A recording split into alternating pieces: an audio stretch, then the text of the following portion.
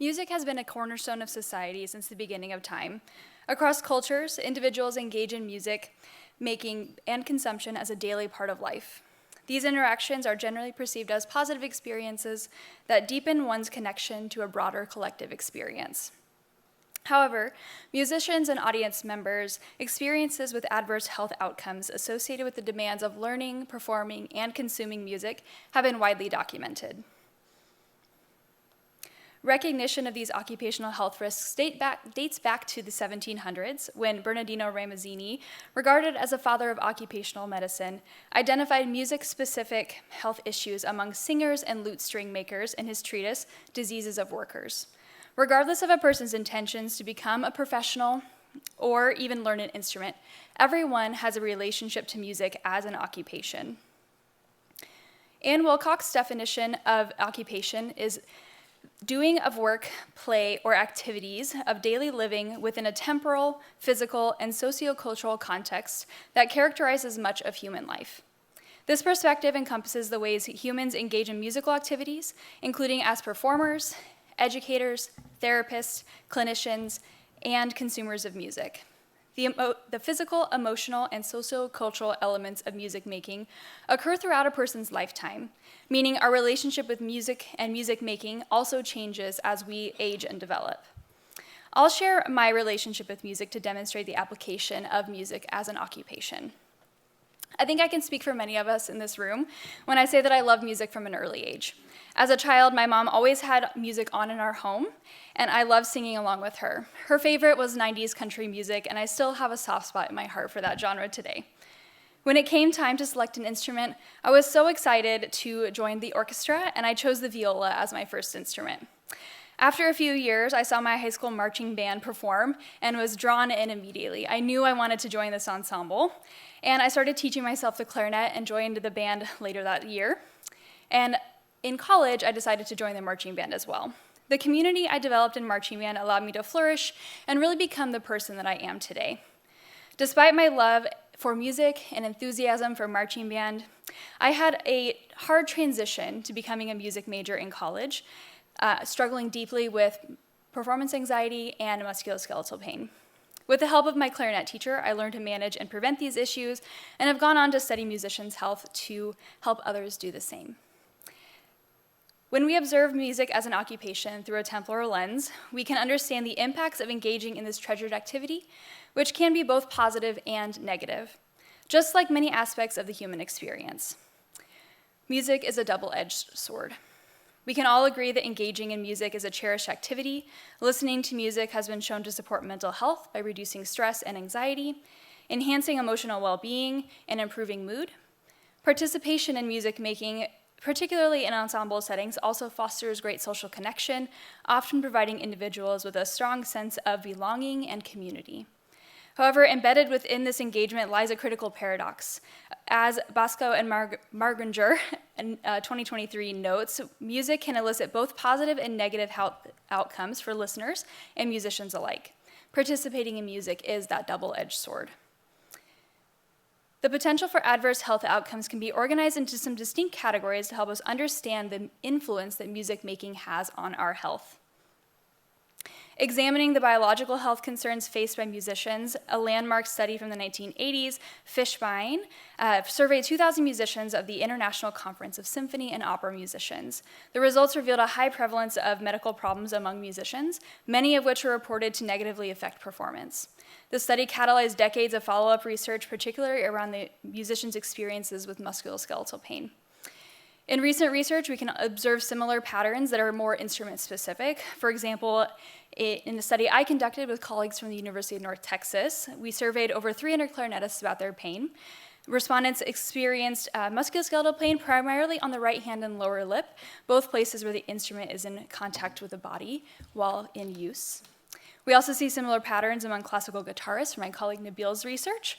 His survey found that the most prevalent pain site was the left thenar and the most influential pain area, the right upper back. In both studies, the respondents attributed this pain to technique, practice habits, repertoire, and the characteristics of the instrument. We also know that singers and other professional voice users, such as music educators, experience voice-related disorders at higher rates than the general population. This can be explained in part due to the necessity for using the voice as a tool to support their occupation, but also as a tool for everyday communication. In addition, we see musicians are at risk for noise-induced hearing loss. While exposure to high sound levels is often considered just part of the profession, the cumulative nature of sound exposure can lead to long-term auditory damage. This is a chief concern globally, but especially in the tertiary music setting, because students are often involved in multiple ensembles, sometimes in quick succession with few breaks in between, with little emphasis on how the conductor may be influencing the sound levels in the rehearsal. We can also look at the psychological impacts. Psychological concerns impact musicians because mental health challenges are disproportionately common among this population. Studies consistently report elevated rates of stress, depression, trait anxiety compared to the general population.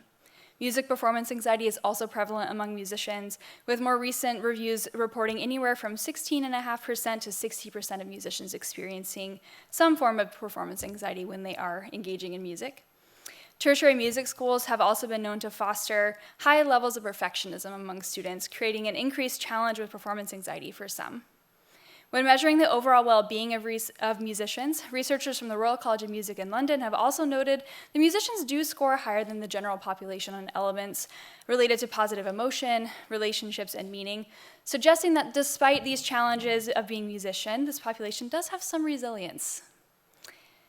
We can also observe the social factors.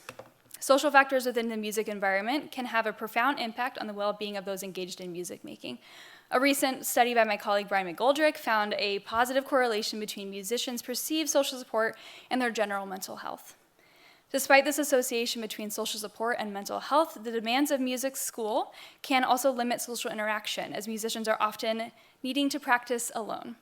Surveying pianists about their practice habits, Iri Yoshimura, my other colleague, found that some piano students practice upwards of 40 hours a week, which is likely time spent alone in their practice room. Lastly, we can observe the cultural aspect. The culture of the music environment can also have a high impact on students. Jokes about the viola are commonplace in many music settings. My colleague Holly Deiser-Zanowski's 2024 research revealed that 49% of her survey respondents found that they experienced poor mental health specifically due to viola jokes and stereotypes, with about 23% of those indicating that those jokes negatively impacted their music performance anxiety. Together, these issues underscore a sobering truth. While making music can be therapeutic, pursuing a career in music can be traumatic. Given this reality, we can connect to the primary determinants of health outcomes related to music making to the way music is made, learned, understood, and consumed. This is why musicians must become informed and equipped to address the occupational health challenges in their profession.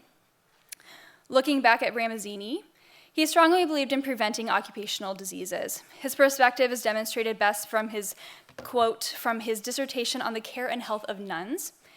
It was my intention to discuss the ailments of nuns and their treatment, but have thought it better to write on their health first, judging it to be far more praiseworthy to prevent disease than cure it.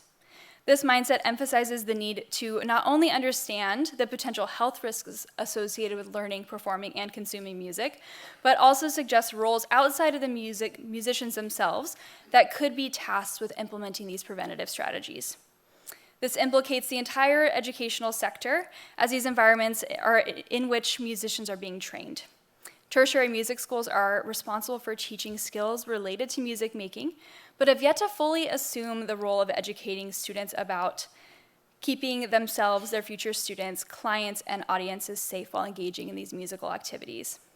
While some progress has been made within the music discipline to address these concerns through an occupational health lens, musicians are still not widely recognized among institutions of authority as a specialized working group in need of unique, profession-specific health risks.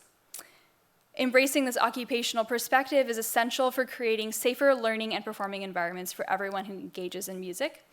As such, there's an urgent need for a new model, one that centers occupational health as a fundamental component of music education and supports all individuals engaging in the art of music. To meaningfully address these challenges in tertiary music programs, we must lead the way.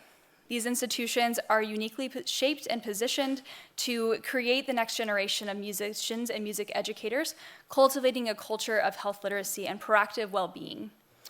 We'll now hear from my colleague Raluca, who will give us an idea of the current state of musicians' health efforts globally. Thank you.